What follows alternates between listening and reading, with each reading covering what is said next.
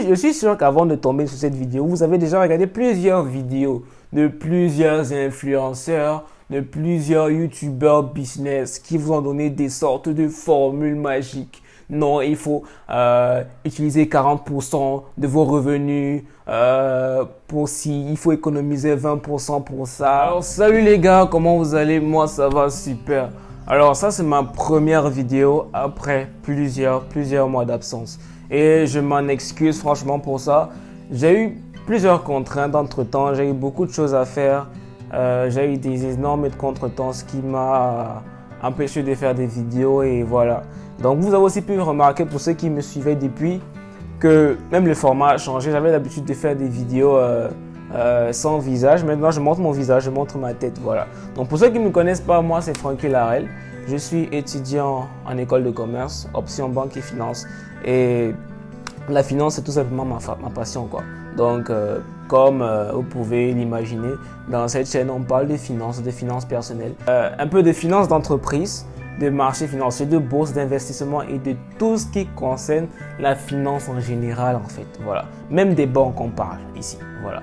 Donc si vous avez quelconque question en ce qui concerne ces domaines-là, la finance en général, je suis prêt à vous répondre. Vous pouvez me poser vos questions soit en commentaire, soit sur ma page Instagram que je vais laisser, ou soit sur mon email en fait. Voilà. Donc plongeons dans le sujet du jour. Comment créer de la richesse. Voilà. Donc, avant d'entrer profondément dans le sujet, j'aimerais déjà préciser que ici on parle de richesse financière.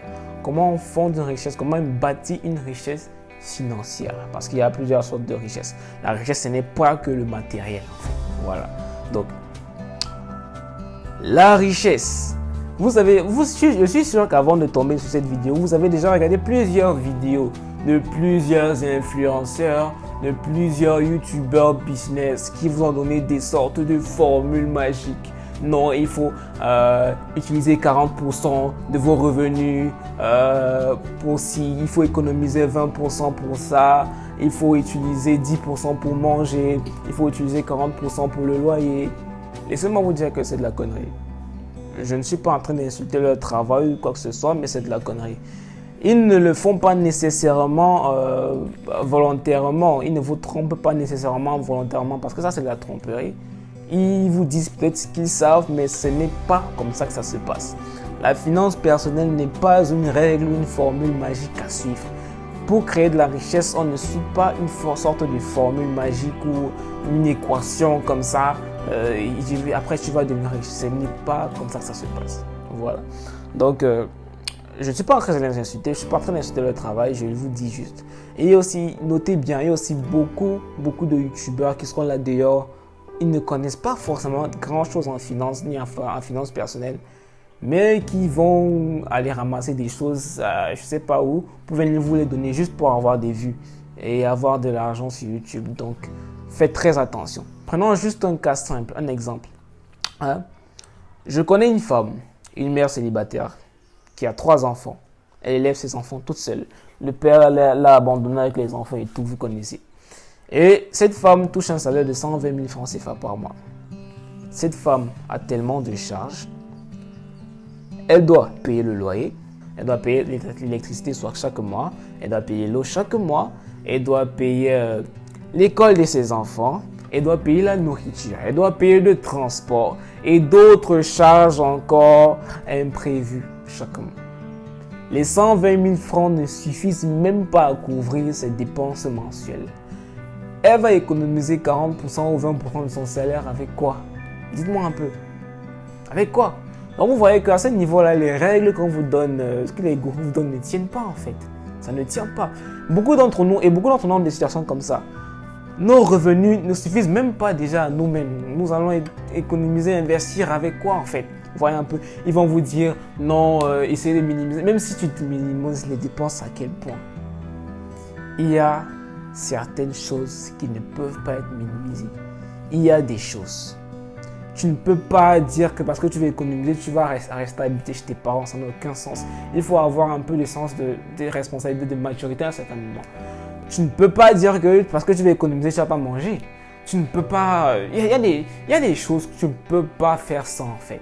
Donc du coup, vous voyez que parfois, ces règles-là ne sont pas forcément les meilleures des choses à faire. La finance personnelle est tout à fait personnelle et dépend de tout un chacun, les gars. Alors, si cette manière de faire n'est pas la meilleure des choses à faire, qu'est-ce qu'il faut faire? Quelles sont les étapes à suivre pour construire de la richesse à n'importe quel âge, à n'importe quelle situation, peu importe là où tu te trouves? Nous allons juste suivre 4 principes. Et ça, ce sont des principes que j'ai tirés de la finance. De laquelle finance? De la finance d'entreprise. C'est comme ça qu'on va fonctionner. Alors la première chose, la première étape, c'est quoi? C'est de comprendre et analyser sa situation financière. Nous allons faire notre propre bilan financier. Vous voyez un peu? Donc, imaginons juste, nous sommes au début du mois. Et voilà, le salaire vient à la fin du mois. Quelles sont mes dépenses mensuelles en fait? Dans quoi est-ce que je dépense mon argent? Je vais juste dresser un tableau. Un tableau un peu comme ceci. Vous voyez un peu le tableau-ci là? Voilà, le tableau-ci, revenus, dépenses. Et puis il y a les totaux en bas.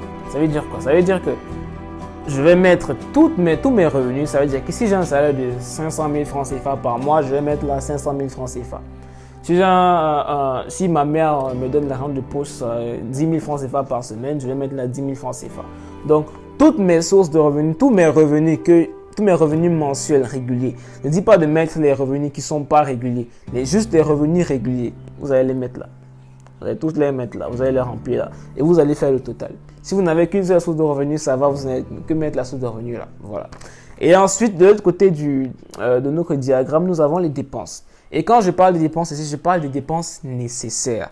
Je ne parle pas des dépenses futiles. Je ne parle pas des dépenses qui ne sont pas vitales, importantes pour vous. Quand je parle de dépenses, je parle de nourriture, je parle de votre toit, je parle du loyer, je parle de l'eau à boire, je parle de son hygiène, et je parle des choses comme ça. Je ne parle pas des bières et tout ça et tout ça. Excluez tout ça. Donc, tous vos besoins basiques, toutes vos dépenses basiques très importantes pour vous, l'école des enfants et tout, vous allez les mettre ici. Et rassurez-vous, nous parlons des dépenses mensuelles, pas des dépenses qui ne sont pas régulières. Voilà. Donc, toutes les dépenses régulières ici et les revenus réguliers ici. Et après, on va faire la somme. Donc, les temps de tes revenus, tu mets là, total. La somme de tes dépenses, tu mets là, total. Voilà. Donc, après, nous allons arriver là. Voici les 3 résultats possibles. Regardez bien. Soit vos dépenses seront supérieures à vos revenus. Ça, c'est la première situation. La situation la plus commune. Soit vos dépenses seront égales à vos revenus. Ou alors, vos dépenses seront supérieures à vos revenus. Ça, c'est la meilleure position. C'est la position dans laquelle il faut être. Si vous êtes dans les 2 premières positions, soit vos dépenses sont supérieures à vos revenus, soit vos dépenses sont égales à vos revenus, et il y a une solution. Et c'est cette solution que nous allons voir dans le point suivant, c'est-à-dire que dans l'étape suivante. Alors, après ça, nous avons le deuxième tableau. Nous avons le deuxième tableau qui est quoi?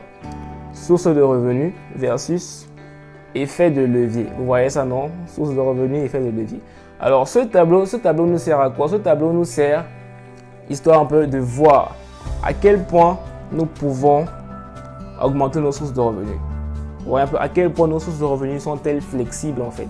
C'est très important, surtout pour les gens qui sont dans les dépenses supérieures aux revenus et pour les gens qui sont dans les dépenses égales aux revenus. Vous voyez un peu. Donc, c'est quoi exactement ce tableau? Alors, si par exemple ma source de revenus c'est quoi? Je prends l'exemple, je suis fonctionnaire. Donc, ma source de revenus c'est mon salaire en fait. Salaire, travail en fait, donc travail. Et donc, est-ce qu'un effet de levier est possible sur mon travail? C'est pas possible. Donc, je vais mettre non. Vous voyez un peu. C'est un peu genre quoi? Je suis travailleur. Je n'ai aucun impact sur mon salaire. C'est la hiérarchie qui détermine mon salaire en fait. Donc là, je n'ai aucun impact. Donc, je n'ai pas possibilité d'avoir un effet de levier. Par contre, je suis par exemple commerçant. Je vends peut-être des chaussures au marché. Est-ce que j'ai possibilité d'avoir un effet de levier? Par exemple, source de revenus, commerce. Effet de levier, possible, oui. Pourquoi? Parce que je peux prendre un prêt, acheter plus de marchandises, vendre plus et faire plus de revenus. Ou alors je peux embaucher plus de personnes pour pouvoir plus travailler, même plus fournir. Vous voyez un peu de quoi je veux parler quand je parle d'effet de levier. je parle de la capacité à augmenter sa source de revenus. Vous voyez un peu. Le but ici, c'est de prioriser nos sources de revenus qui ont une plus grande capacité à augmenter les revenus en fait. Vous voyez un peu.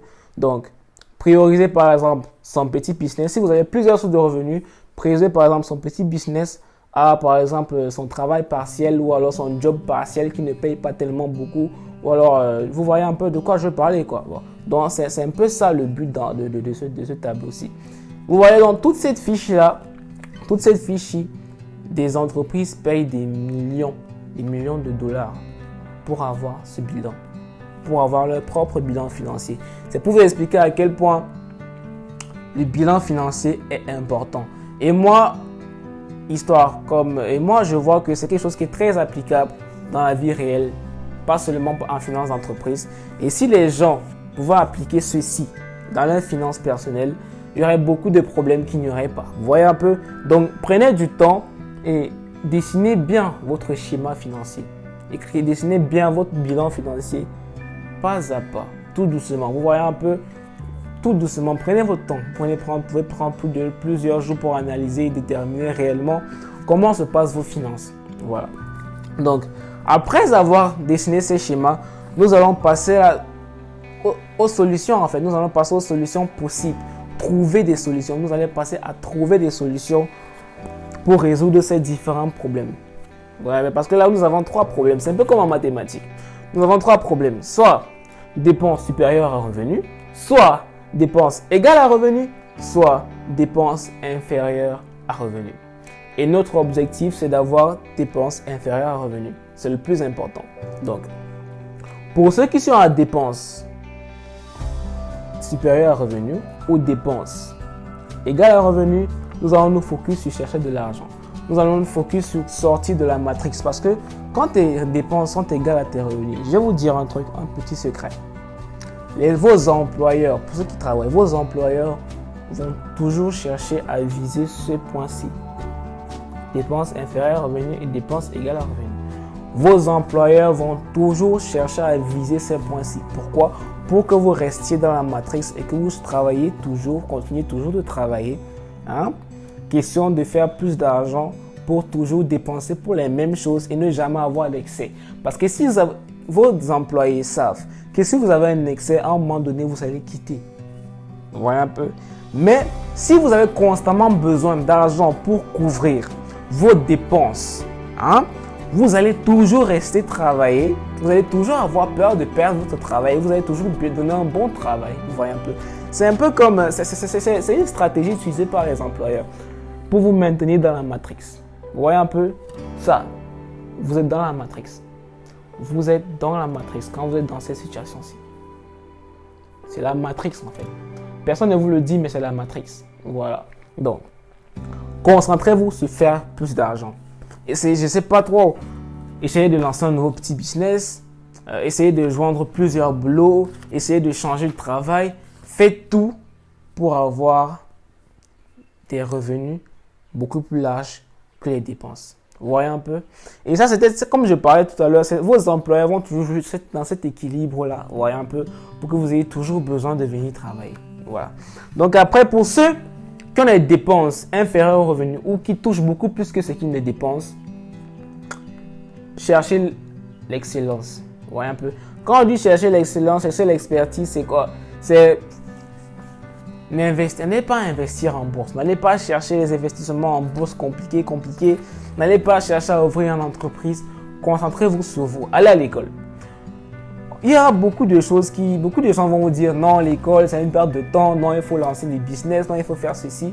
La vérité, c'est que l'école, c'est un effet de levier incroyable dans la vie. Vous savez, l'école, c'est un effet de levier incroyable dans la vie. Il faut être un génie dans sa matière, en fait, dans son domaine. C'est tout le truc. Soyez un génie dans ce que vous aimez, un génie dans votre domaine. Les gens sont prêts à dépenser des millions pour acheter une Tesla. Parce que c'est le génie d'Elon Musk. C'est son génie. Les gens sont prêts à dépenser des millions pour s'acheter une place dans une fusée SpaceX et aller dans l'espace. Parce que c'est du génie d'Elon Musk.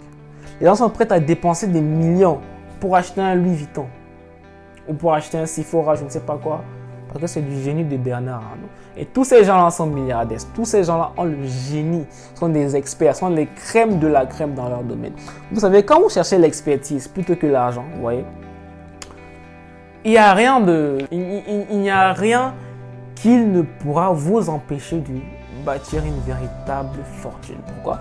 Parce que c'est l'expertise en fait qui apporte de l'argent. Plus tu es expérimenté, plus tu coûtes cher. Écoutez, quand vous dites que vous voulez vendre un produit ou alors proposer des services, prenez l'exemple d'Apple, prenez l'exemple de Mercedes. Regardez une Mercedes. Combien coûte une Mercedes? Dites-moi, combien coûte une Mercedes? Une Mercedes, bon, je parle des vraies Mercedes, je parle des Mercedes AMG, des Mercedes GLE. Combien coûte une Mercedes classe G par exemple? Là, les 400 000 $, un truc comme ça. Ce qui fait plusieurs millions de francs CFA, n'est-ce pas? Pourquoi certaines personnes sont-elles prêtes à acheter ces voitures-là? Posez-vous les questions. Pourquoi certaines personnes sont-elles prêtes à acheter cette voiture-là? Ils sont prêts à acheter ces voitures-là. Pourquoi? Parce qu'ils font confiance à l'expertise de Mercedes. Parce que Mercedes fait des voitures depuis plusieurs années aujourd'hui, plusieurs dizaines d'années aujourd'hui. Ce sont des maîtres en fait dans la matière. Et aujourd'hui, ils peuvent se permettre de proposer des voitures à plus d'1 million d'euros, plus d'1 million de dollars. C'est la même chose avec Ferrari. Ferrari fait des voitures depuis combien d'années aujourd'hui? Oui, c'est l'expertise que les gens achètent, vous savez. C'est l'expertise. À un moment donné, tu es tellement expert dans ton domaine que les gens s'arrachent ton expertise, peu importe son prix. Peu importe ton prix. C'est pour ça que je dis, ceux qui disent que l'école, il faut d'abord chercher l'argent et il faut laisser l'école, l'éducation, c'est des conneries. Je ne suis pas de cet avis-là. Moi, je pense sincèrement que la meilleure façon de vivre, la meilleure façon d'avoir de l'argent, c'est de créer une expertise. D'apporter une expertise unique que personne n'a encore jamais vue, qui est recherchée en fait, pour pouvoir poser des gros cachets. Quand tu achètes un iPhone, qu'est-ce que tu ressens en fait quand tu achètes un iPhone? Tu sens bien. Tu ressens l'expertise d'Apple. Tu ressens l'expertise de travail de Steve Jobs. Et aujourd'hui, quand un iPhone 15 Pro Max sort, par exemple, quand l'iPhone 15 Pro Max est sorti, normalement, c'est un téléphone hyper cher, donc pas tellement de gens sont censés se discuter ça, mais vous avez vu la foule qu'il y avait autour de l'iPhone 15 Pro Max quand c'est sorti. L'iPhone 15 Pro Max était déjà en rupture de stock son premier jour de sortie.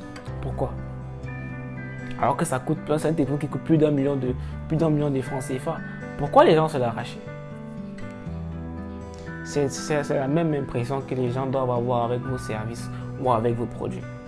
Et vous savez, quand vous avez atteint ce niveau d'expertise-là, vous allez juste vous concentrer sur saisir les opportunités, faire des millions, faire de l'argent, ouvrir un business, faire de l'argent, prendre des employés, agrandir le business, faire de la publicité.